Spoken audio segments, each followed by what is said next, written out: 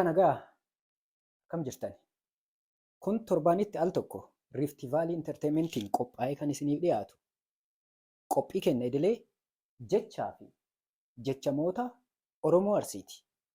Qophii kanaan jechaaf jechamoota Oromoo Arsii irraanfatamanii fi irraanfatamuuf deemaa jiran irratti xiyyeeffanna. Qophicha qopheessuun kan isiniif dhiyeessu ana Maanoo Waayyuuti. Gama ogummaa teknikaatiin ammoo Mubaarak Amaanootu nu faana tura. Haga xumura sagantaa keenyaatti nu wajjin ta'an affeerraa kenna.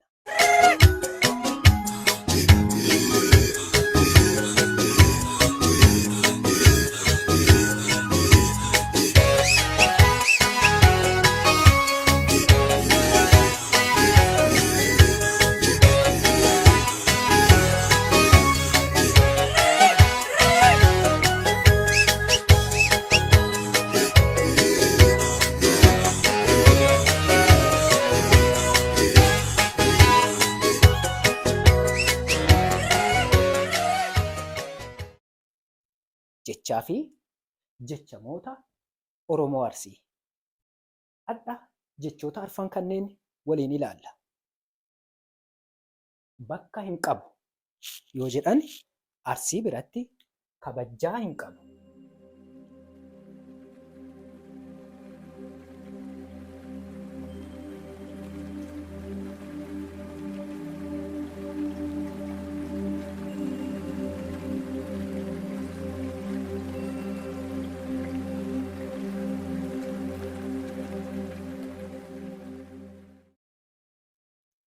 Bakka hin qabu yoo jedhani Arsii biratti kabajaa hin qabu yookiin ammoo kabajaa hin qabdu yookiin fiixaa hin qabu yookiin ammoo fiixaa hin qabdu jechuudha.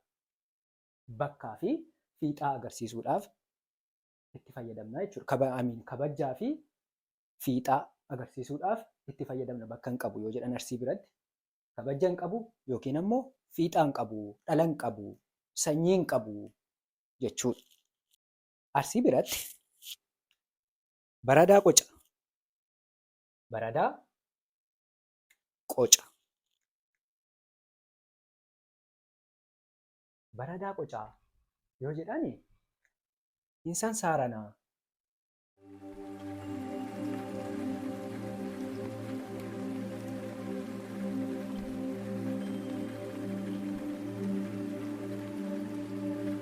Hin sansaaranaa yookiin ammoo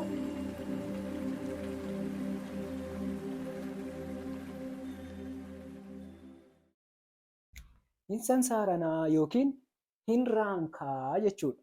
Baradaa qoca jechuun.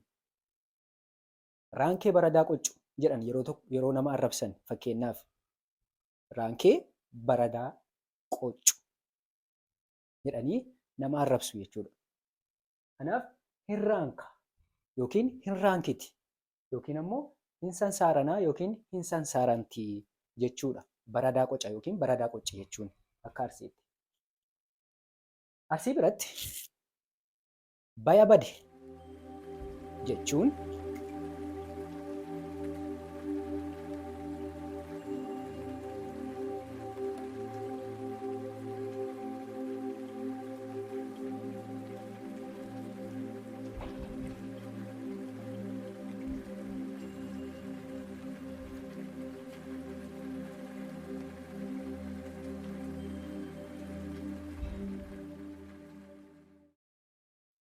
baya bade yoo jedhani yookiin baya badde yoo jedhani yeroon hin baane jechuudha. Namaaf yoo fayyadamne akkasumas jecha kana biqiltootaaf yookiin biqiltuudhaafis fayyadamuu dandeenya. Yeroo biqiltuuf fayyadamnu muta bade jechuudha. Baya badeen kun muta bade jechuudha. Akkaataa sanyiin ittiin biqile ibsuudhaaf itti fayyadamna jechuudha. Boqqollaan yookiin qamadiin yookiin dinnichaan yookiin sanyiin kiyya baya bade gaafa jennu haala sanyiin sun ittiin biqile ibsuudhaaf fayyadamna. Haphatee biqiluu danda'a yookiin ammoo turee biqiluu danda'a. Kanaaf biqiltuudhaafis itti fayyadamna jechuudha. Muta bade jechuudha. Biqiltuuf gaafa ta'u namaa fi beeladaaf gaafa fayyadamnu ammoo yeroon hin baane jechuu ta'a jechuudha. Baya bade jechuun. Akkasumas Arsii biratti baya saree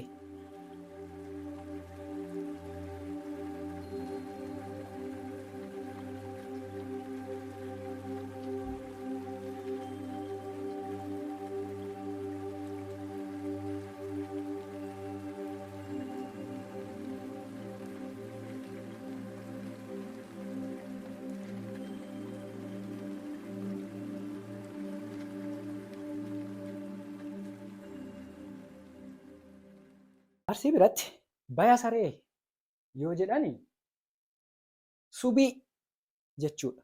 Subii, ganama subii akkasumas barraaqa jechuus ni ta'a. Barii barraaqaa ka jennu san jechuudha.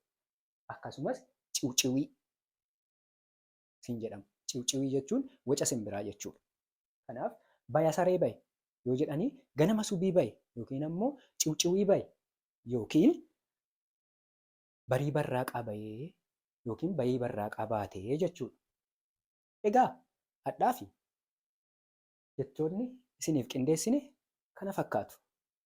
Torbaan sagantaa wal fakkaatuun deebinee haga wal agarrutti